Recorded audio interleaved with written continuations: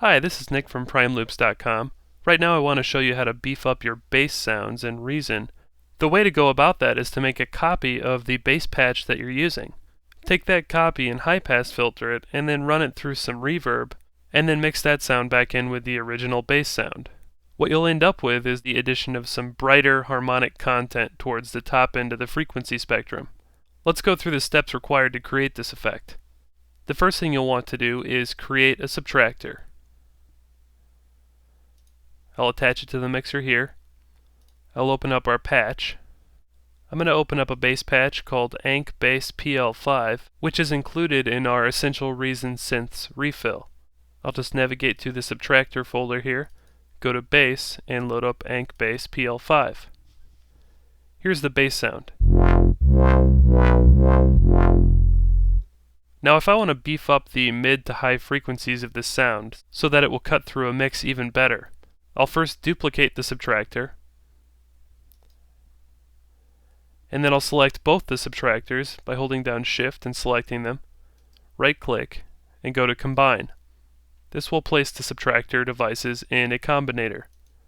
The nice thing about the combinator is that I can trigger all of the synths within it with the same key. So now when I trigger a key, I can trigger both synthesizers. However, by default, both subtractors are not going to sound at the same time, because we have to do a little rewiring. Just hit the Tab key and go around to the back of the unit.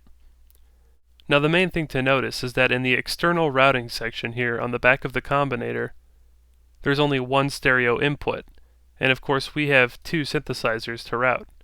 That means we're going to need to combine the output of these two synthesizers into some other device, and then run that into the combinator's input. The device to use for that task is the Spider Merger unit. I'll go to Create and Spider Audio Merger. As you can see, we have both a section for merging different audio devices together into one output, as well as a section for taking an input and duplicating it across 4 outputs. We're going to want the merger section over here. So I'll just take one of our subtractors and run it into the first Spider input. This synthesizer will be our core bass sound that we're not going to process. Now I'll take this other synthesizer up here and just drag this cable out because that's not the way I want it routed, and instead create an M-class equalizer. Additionally, I want this equalizer routed into a reverb. Finally, I'll take the reverb's output and drag it into this second input right here on the Spider unit.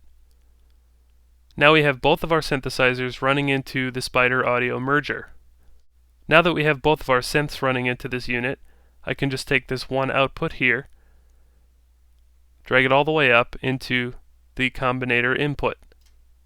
Let's hear what this sounds like. Let me quickly recap the routing that we've just gone through.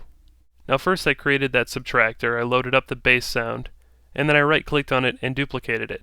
Next I selected both of those, and right-clicked again and went to the Combine command. When I did that, both synthesizers were loaded into a combinator unit. Now we had to change up some of the default routings for these two subtractors, so I just hit Tab and turned it around. Now we wanted to merge all of the sound of both of our synthesizers together into one little handy output here so that we could feed the combinator.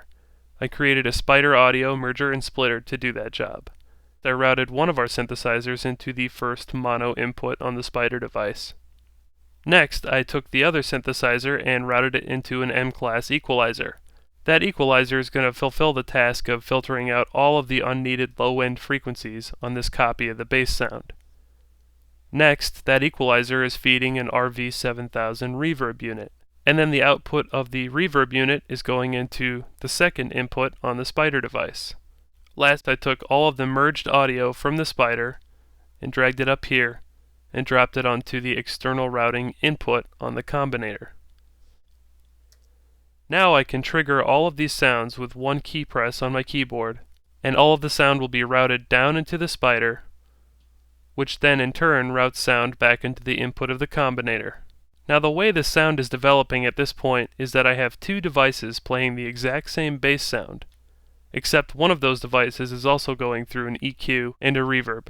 Now since our goal here is to spice up some of the mid to high end of the bass sound, we can safely filter out most of the low frequency information on one of these sounds, and just use that copy to add some spiced up high end.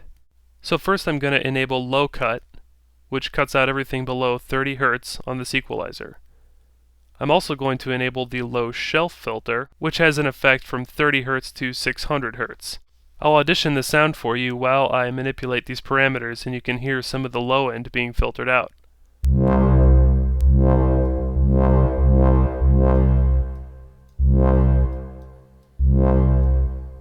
So now I have the low shelf's frequency set all the way up to 600 Hz, I have the gain at 0, and I have the Q on the lowest possible setting.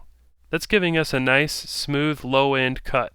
I'm going to take this one step farther and also enable parameter 1. I'm also going to drop the frequency all the way down, the gain all the way down, and the Q all the way down.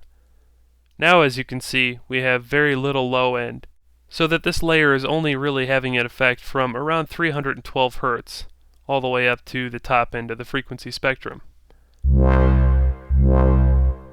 Next, let's come down here to the reverb unit.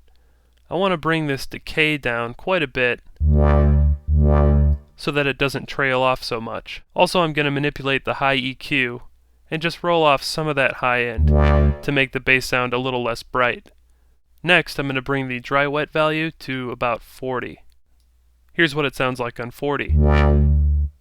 It's a lot more subtle, but it's still adding a lot to the high end. Now what we've ended up with here is the same bass sound, but a slightly brighter high end. Now this effect is incredibly subtle, and of course you can make it a lot less subtle by increasing the decay time on the reverb,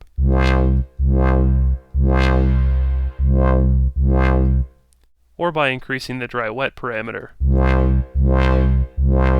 So this is an easy way to beef up a particular frequency range in your bass sound if you feel that it doesn't have enough harmonic content for your particular mix. All we've done here is taken one bass sound, duplicated it, and taken one of those copies and run it through a high-pass filter, essentially, into a reverb unit. Of course, the reason we high-passed out those low frequencies on one of the copies is so we don't muddy up the low end, while still retaining the freedom to create more excitement in the higher frequencies. Now, speaking of creating more excitement in the sound, if you really want to get crazy with this, you can make this sound a lot more extreme by dropping a distortion unit right after the reverb here. If I go down here to Create, and then go to the Scream for Distortion, bring the damage control down to about 30. Make sure that this is on the distortion setting, which it is by default. I'll leave parameter 1 at its default value of 113, but I'm going to drop parameter 2 down to around 37. Next, I'm going to drop all of the low end out of the distortion. I'll keep the mids dropped to about -22, and I'll boost the high end a bit, around 22. Now listen to how the high end layer of our sound has changed.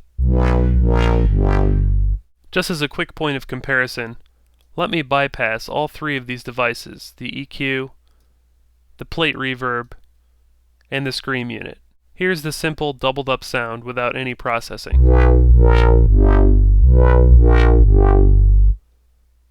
Now I'll turn these units back on.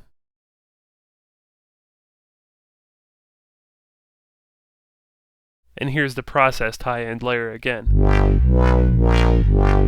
So as you can see, it doesn't take a whole lot of time to make a sound a lot fuller.